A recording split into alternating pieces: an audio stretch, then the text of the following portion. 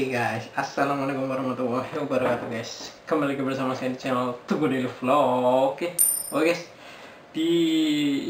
pokoknya di ini kita akan bahas sebuah kisah pembunuhan lagi ya guys. Pembunuhan dimana ada duo pembunuh sadis atau dua pembunuh sadis ya guys. Ini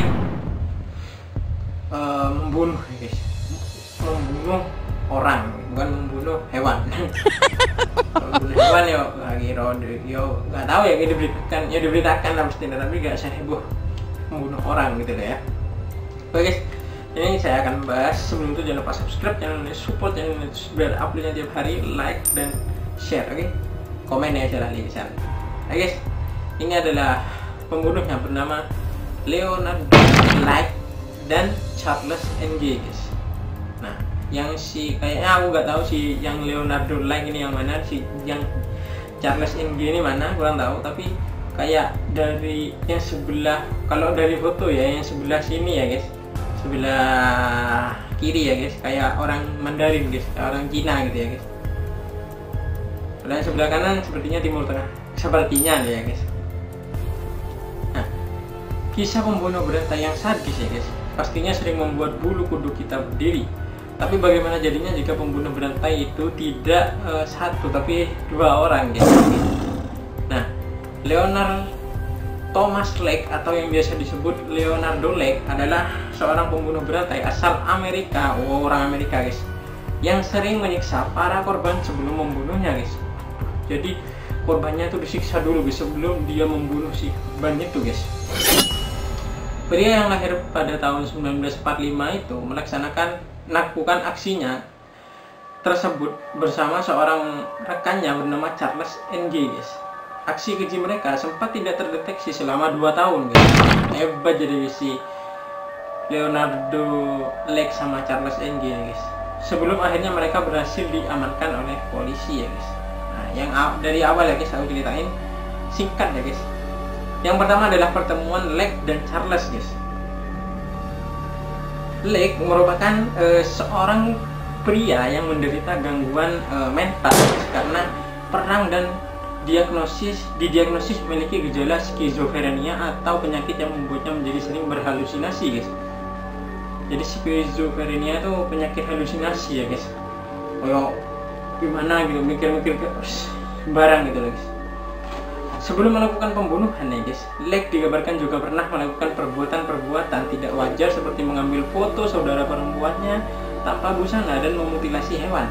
Ia bekerja sebagai pegawai toko hingga akhirnya menikah pada tahun 1975 dengan seorang gadis di San Jose dan bercerai setahun kemudian guys.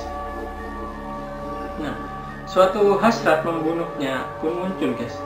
Hasrat untuk membunuh seseorang itu muncul ya dari si kedua orang ini mungkin ya guys. Ia mengundang anak laki-lakinya bersama seorang temannya ke kabih hutan miliknya guys. Lake membunuh keduanya dan menyimpan mayat mereka di kabinnya tersebut guys. Saat akan mencari korban baru, Lake malah bertemu dengan laki tangan Charles NG ya guys, seorang laki-laki keturunan Tionghoa dan betul guys, yang ternyata memiliki hasrat membunuh yang sama sepertinya guys. Dari situlah guys keduanya menjadi akrab dan memutuskan untuk tinggal bersama di sebuah pondok. Nah, yang kedua adalah penyekapan dan pembunuhan sadis guys. Dari tahun 1983 sampai 1985, mereka dikabarkan telah menculik, menyiksa, memperkosa dan membunuh sebanyak hampir 25 orang. Lake dan Charles biasanya menjadikan korban perempuan mereka sebagai budak seks dan menyekap mereka di dalam ruangan sempit tanpa apapun kecuali ember dan kertas toilet guys. Aduh. Nah ya guys, aku ingat lagi ya guys. Setelah memperkosa korban ya guys, Lake dan Charles akan membunuh mereka, memutilasinya dan melarutkan bagian tubuh mereka dengan cairan asam sampai hancur guys. Waduh. Jadi si Charles sama si Lake ini jahat banget ya guys. Sampai habis dibunuh, terus dipotong-potong, terus dilarutkan ke cairan asam guys. Kebayang ya guys. Sementara korban yang lain dipaksa menonton pasangan mereka sendiri diperkosa sebelum akhirnya ikut dibunuh juga guys. Waduh guys, ini pokoknya guys pembunuhannya guys. Yang ketiga ya guys, adalah penangkapan Lake dan Charles guys. Pada Juni 1985, Charles tertangkap basah telah mencuri sebuah alat dari toko hardware, kayak perangkat keras gitu ya guys. Lake pun datang ke tempat kejadian untuk membela Charles dan membayar barang yang dicurinya. Tetapi polisi malah menjadi semakin curiga pada keduanya guys. Sampai akhirnya polisi menemukan beberapa buah senjata api Lake yang dibuat mereka berdua kemudian ditangkap guys. Jadi polisi tuh curiga juga guys melihat dua orang ini guys. Jadi dia menggeledah mobilnya si kedua orang ini akhirnya menemukan senjata api, dan setelah itu keduanya ditangkap guys.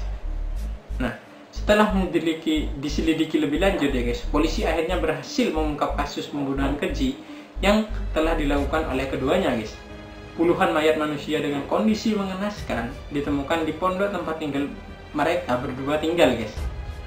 Jadi mayatnya itu disembunyikan disembunyikan keduanya di pondokannya itu ya guys, di bawah kabin mungkin ya guys. Dan keduanya dijatuhi hukuman mati, tapi Lake ditemukan tewas bunuh diri di dalam selnya sebelum menjalankan hukuman tersebut. Sementara Charles kabarnya masih mendekam di penjara San Quentin, California karena pemerintah setempat telah menghentikan hukuman mati sejak tahun 2006 guys. Waduh, gimana guys menurut kalian guys cerita kali ini guys? Ya pendek ya guys, tapi bermakna gitu loh guys. Makanya guys, kalau sudah melakukan pembunuhan jangan gimana guys, terus pembunuhan kayak gini guys, disiksa, dimutilasi, perlu dilarutkan ke cairan asam guys. Guys pokoknya gitu guys. Sekian dulu video kali ini guys. Dan tunggu video selanjutnya dari saya. Saya Teguh Daily Vlog. Wassalamualaikum warahmatullahi wabarakatuh. Bye bye. Subscribe. Yeah.